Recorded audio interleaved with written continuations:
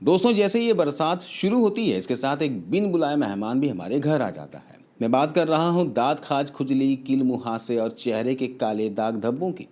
और जानते हैं हम सबसे बड़ी गलती क्या करते हैं? जैसे ही हल्की सी खुजली हुई, हम तुरंत डॉक्टर की पर्ची के बिना मेडिकल स्टोर भागते हैं और कोई भी महंगी स्टेरॉइड वाली एंटी फंगल क्रीम लगाना शुरू कर देते हैं।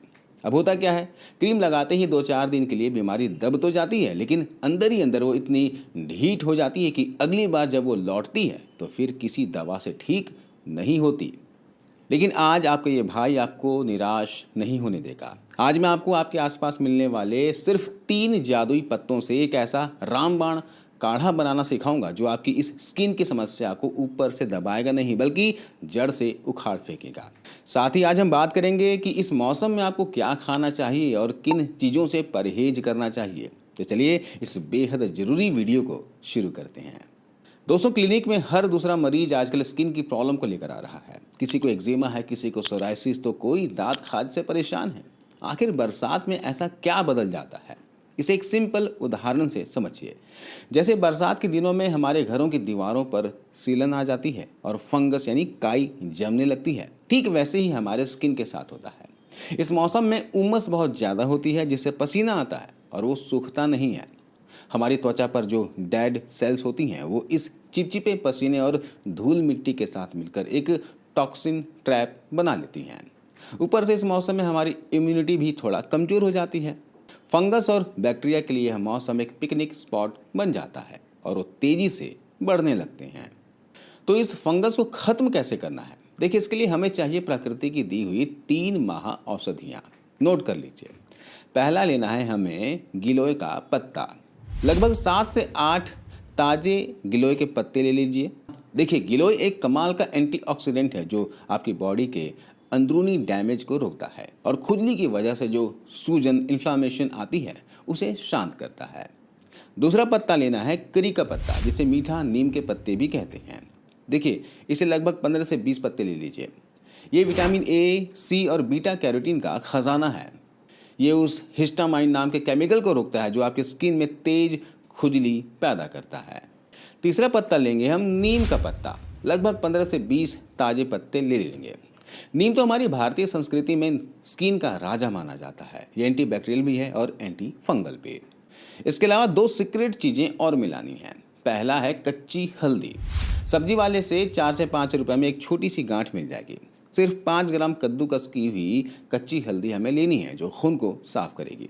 अगर कहीं ना मिले तो आप यहाँ पर गांठ वाली हल्दी का इस्तेमाल कर सकते हो, हल्दी पाउडर का इस्तेमाल कर सकते हो, ठीक है। अब दूसरी चीज़ जो लेनी है वह है काली मिर्च। 4 से 5 दाने काली मिर्च ले लेने हैं। हल्दी के अंदर करक्यूमिन होता है, जिसे हमारी बॉडी आसानी से सोख नहीं पाती, लेकिन जब आप इसमें काली मिर्च का पिपरीन मिला देते हैं तो हल्दी के फायदे 2000 गुना बढ़ जाते हैं। तो यहाँ पर काली मिर्च जरूर मिलाइएगा। अब इसे तैयार कैसे करना है? बहुत आसान है दोस्तों, घर पर आप बनाना। एक बर्तन में 200 ml यानी 1 बड़ा गिलास पानी ले लीजिए। गिलोय, कड़ी पत्ता और नीम, हल्दी और काली मिर्च को हल्का सा कूट कर पानी में डाल देना है। अब इसे गैस पर तब तक उबालना है जब तक यह पानी जलकर आधा यानी 100 ml न रह जाए। ठंडा होने पर इसे छान लें और कांच की शीशी में भर लें। यह आपका 5 दिन का डोज तैयार हो गया। अब ध्यान से सुनिए, इसे पीना कैसे है। इस 100 ml काढ़े में से आपको रोज सिर्फ 20 ml इस्तेमाल करना है। सुबह खाली पेट आधा गिलास गुनगुना पानी लीजिए और इसमें 10 ml यह काढ़ा मिला दीजिए। देखिए, कड़वा लगेगा, लेकिन दवा कड़वी ही भली होती है और इसे चाय की तरह धीरे धीरे पी लीजिए। ठीक इसी तरह शाम को भी खाली पेट यानी रात का खाना जब खाएंगे ना, उससे 2 घंटे पहले 10 ml काढ़ा आधे गिलास पानी में मिलाकर आपको पीना होगा। सुबह 10 ml और शाम को 10 ml। इसे पीने के बाद अगले 40 से 45 मिनट तक आपको चाय, पानी, बिस्किट्स वगैरह कुछ भी नहीं खाना पीना है। इसे अपना काम करने दीजिएगा। लगातार 40 दिन इसका नियम से पालन करिए। आपकी पुरानी से पुरानी खुजली भी गायब होने लगेगी। दांत खाज, खुजली और फंगल इन्फेक्शन के लिए सिर्फ अंदरूनी काढ़ा ही नहीं, बल्कि ऊपर से लगाने वाली दवा भी उतनी ही जरूरी है, ताकि तुरंत आराम मिले। आयुर्वेद और घरेलू नुस्खों में 2 ऐसी जादुई तेल और लेप है जो पूरी तरह से एंटी फंगल और एंटी बैक्टीरियल है। आप इनमें से कोई भी एक चीज घर पर आसानी से बना सकते हैं और इस्तेमाल कर सकते हैं। पहला है कपूर और नारियल का तेल। देखिए, कपूर में बहुत ही बेहतरीन एंटीसेप्टिक और कूलिंग प्रॉपर्टीज होती है जो खुजली और जलन को मिनटों में शांत करती हैं। नारियल का तेल फंगस को बढ़ने से रोकता है। 100 ml शुद्ध नारियल का तेल लेना है। 10 ग्राम आपको भीमसेनी कपूर लेके आना है। इसे अच्छे से कूट लेना है और इस पाउडर को नारियल के तेल में मिलाकर एक कांच की शीशी में भर लेना है। इसे थोड़ी देर धूप में रख दें ताकि कपूर तेल में पूरी तरह से घुल जाए। आप दिन में 2 से 3 बार जहां भी दांत खाज खुजली है वहां कॉटन की रुई की मदद से इसे हल्के हाथों से लगाएं। याद रखें, हाथों की उंगलियों से सीधे ना छुएं, नहीं तो इन्फेक्शन दूसरी जगह भी फैल सकता है। दूसरा तेल बनाने का तरीका बताता हूँ, वो है नीम और करंज का तेल। ये जड़ से फंगस को खत्म करने के लिए है। अगर दांत खाज खुजली बहुत पुराना है, जिद्दी है और चमड़ी काली पड़ गई है ना, तो ये तेल आपके लिए किसी वरदान से कम नहीं है। कैसे तैयार करना है? 100 ml सरसों का तेल या फिर नीम का तेल ले लीजिए, है ना।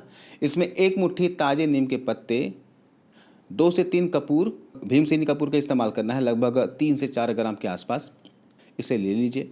अब करना क्या है, सरसों के तेल को एक लोहे की कढ़ाई या फिर स्टील की कढ़ाई में गर्म करना है। उसमें नीम के पत्ते को डाल दें और धीमी आंच पर तब तक पकाएं जब तक पत्ते पूरी तरह से काले ना पड़ जाएं। तब पत्ते जल जाएं तो गैस बंद कर दें और तेल को छान लें और थोड़ा गुनगुना रहने पर इसमें कपूर का पाउडर मिला दें। रात को सोने से पहले आपको इन्फेक्शन वाली जगह को अच्छे से साफ करना है, सुखा लेना है और फिर इस तेल को लगाना है। दिन में 2 बार भी लगा सकते हैं, रात को लेकिन ज़रूर सोने से पहले लगाइएगा। ये बहुत ही इफेक्टिव ऑयल है, बनाकर देखिएगा घर पे, फ़ायदेमंद होगा। अब मैं कुछ बातें बता रहा हूँ, ध्यान दीजिएगा। जिस जगह पर दांत खाज खुजली है वहाँ केमिकल वाला साबुन या फिर बॉडी वॉश बिल्कुल नहीं लगाना है। साफ़ करने के लिए सिर्फ गुनगुने पानी या फिर नीम के पानी का इस्तेमाल करना है। फंगस दोस्तों नमी में पनपता है, तो नहाने के बाद उस जगह को किसी अलग और साफ तौलिए से पूरी तरह सुखा लें। अपना तौलिया और कपड़े परिवार में किसी के साथ शेयर ना करें। इसके अलावा ढीले कपड़े पहनें। बरसात के इस मौसम में सिंथेटिक या फिर टाइट कपड़े पहनने से बचें और सिर्फ ढीले और सूती कपड़े पहनें, कॉटन के कपड़े पहनें, ताकि वहाँ हवा लगती रहे। दोस्तों, सिर्फ बाहर की दवा काम ही नहीं करेगी जब तक आप पेट के अंदर सही चीज़ें नहीं डालेंगे। आयुर्वेद कहता है कि बरसात में हमारा डाइजेशन कमज़ोर होता है, इसलिए खान पान पर ध्यान देना बहुत ज़रूरी है। तो क्या बिल्कुल नहीं खाना है? ध्यान दीजिएगा, इस मौसम में ज़्यादा खट्टी चीज़ें नहीं खानी हैं और बहुत ज़्यादा मीठी चीज़ें भी नहीं खानी हैं, है ना। इसे खाने से शरीर में इन्फेक्शन और खुजली बहुत तेज़ी से फैलती है। पानी पूरी, गुपचुप वगैरह जो खाते हैं वो बंद कर दीजिए। इमली, खटाई, अमचूर या फिर मिठाइयाँ वगैरह खाना कम कर दीजिए। बैगन और टमाटर मत खाइए। बैगन सीधे तौर पर एलर्जी और हिस्टामाइन को बढ़ाता है, वही कच्चा टमाटर भी खुजली को ट्रिगर करता है। बरसात भर इनसे दूरी बना लें। खाने में तीखी लाल मिर्च का इस्तेमाल करना भी बंद कर दें, ये पेट में गर्मी बढ़ाकर त्वचा पर दाने निकालती हैं, है ना। इन बातों का विशेष ध्यान रखिएगा। अब क्या ज़रूरी खाना है? देखिए, कड़वी और कसेली चीज़ें खाइए। इस मौसम में करेला, लौकी, तोरई और परवल जैसी सुपाच्य आसानी से पचने वाली सब्जियां खाएं, ये खून को साफ रखती हैं। पुराने चावल, गेहूं या फिर जौ की रोटी खाएं जो पेट पर भारी ना पड़े। फ्रिज का ठंडा पानी बिल्कुल पीना बंद कर दें। हमेशा गुनगुना या फिर मटके का पानी पिएं, यह शरीर से टॉक्सिन्स को बाहर निकालने में मदद करता है।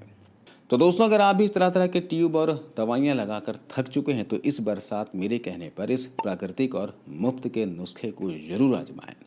आपका शरीर का खून भी साफ होगा और त्वचा में नई चमक भी आएगी। मिलता हूं अगले वीडियो में। नमस्कार।